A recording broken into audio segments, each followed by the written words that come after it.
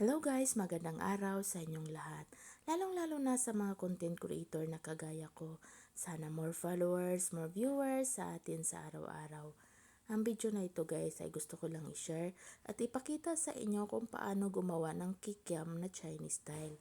Kung gusto nyo malaman, please panoorin nyo yung video ko hanggang sa dulo. Umpisahan natin sa paghiwa ng pichay. Hiwain ko lang pala siya ng maliliit. Kung kaya na sobrang liit pa, mas okay.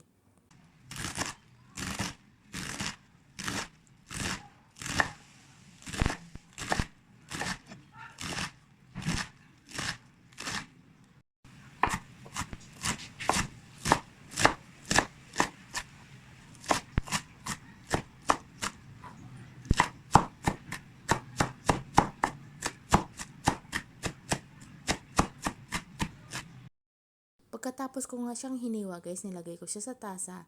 Nilagyan ko siyang asin, ibabad lang natin siya ng asin. Tapos mamaya pigain lang natin para matanggal yung kanyang tubig.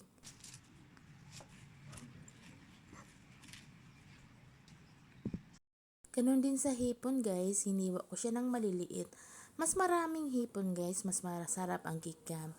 Pero konti lang kasing hipon na nabili ko, kaya ganyan lang siya kakunti. Tapos hiwain lang natin siya ng maliliit.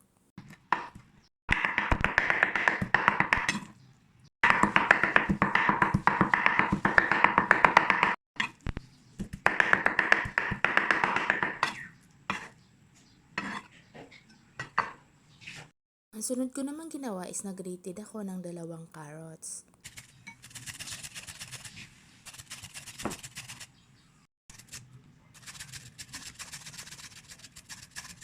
Ang sunod ko naman ginawa guys is hiwain din natin yung cheese nuts. Wala kasi akong nabibiling cheese nuts na hindi nilagay sa lata, kaya bumili na lang ako sa grocery ng cheese nuts na nasa lata. Hiwain ko rin siya ng sobrang liit. Kung kaya ng sobrang liit guys, mas okay.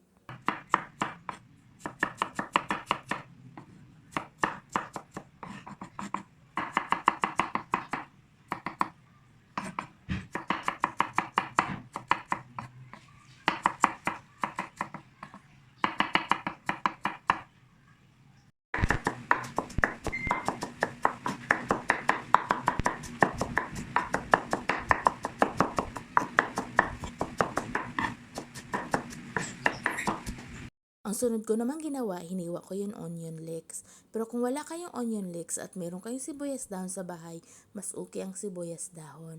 Ganon rin ang gagawin natin, hiwain lang natin yung sobrang liit.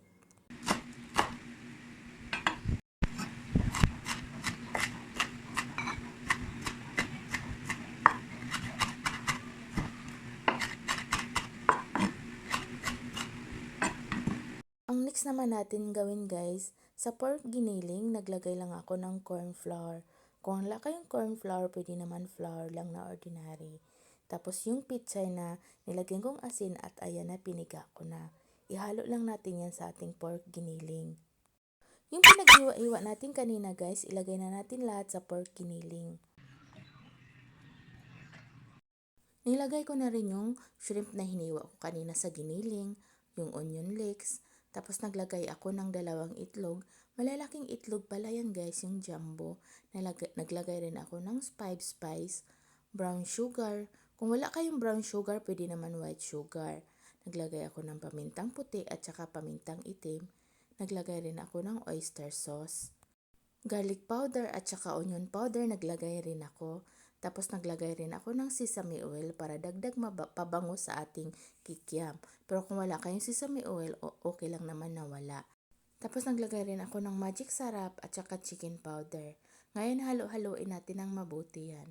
Kailangan halong-halo siya guys para talagang na-mix mabuti ang giniling at saka yung mga ingredients na hinalo natin sa ating giniling.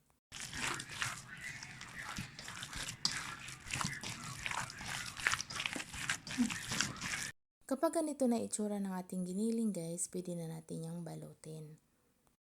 Masyado kasi malaki yung taupi na nabili ko, kaya hatiin ko to.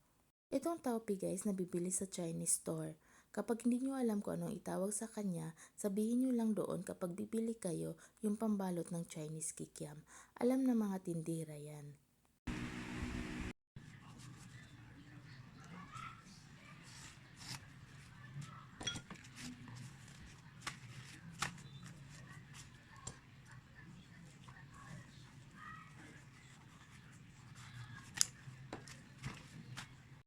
Tapos ko na nga nahiwa lahat ng taupe guys. Ngayon ang gagawin naman natin is babalutin na natin. Sa pagbalot naman guys, parang nagbabalot lang tayo ng lumpiang Shanghai, yung binabasa yung kada dulo. Ang pinagkaiba lang ng lumpiang Shanghai at saka kikiam guys, Chinese kikiam, sa pagbalot kailangan papisil yung pagbalot natin sa kikiam para walang hangin na papasok. Para talaga yung form ng ating kikiam is buong buo.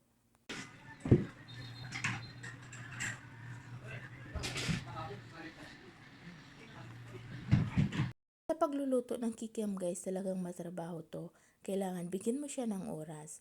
Pero kapag ma-perfect mo yung gawa at pagkatapos mo siyang maluto, sobrang sarap talaga niya guys. Lalong-lalo na kapag perfect ang pagkaluto mo. Pag bibili natin to sa labas guys, lalong-lalo na sa Chinese restaurant, napakamahal kaya nito.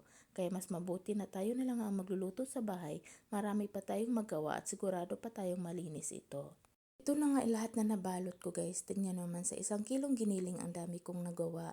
Ngayon, ang gagawin naman natin ito guys, i-steam lang natin. Ito na nga guys, may nakahanda akong steamer. Nainit na pala yan. Habang binabalot ko kasi yung ating pork giniling, nagpainit na ako. Ngayon, i-steam lang natin ng mga 20 minutes yan.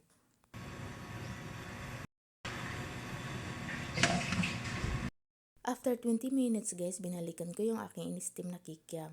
At tingnan nyo naman guys, kapag ganyan na yung texture niya, kapag sa tingin mo na pagpisil mo is medyo matigas na yung karne, ibig sabihin luto na yan.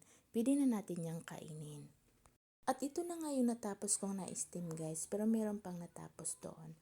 Thank you for watching guys. Thank you sa walang sawang panunood sa aking video. Thank you sa support ng binibigay nyo sa akin. Thank you and God bless sa ating lahat guys. Bye-bye!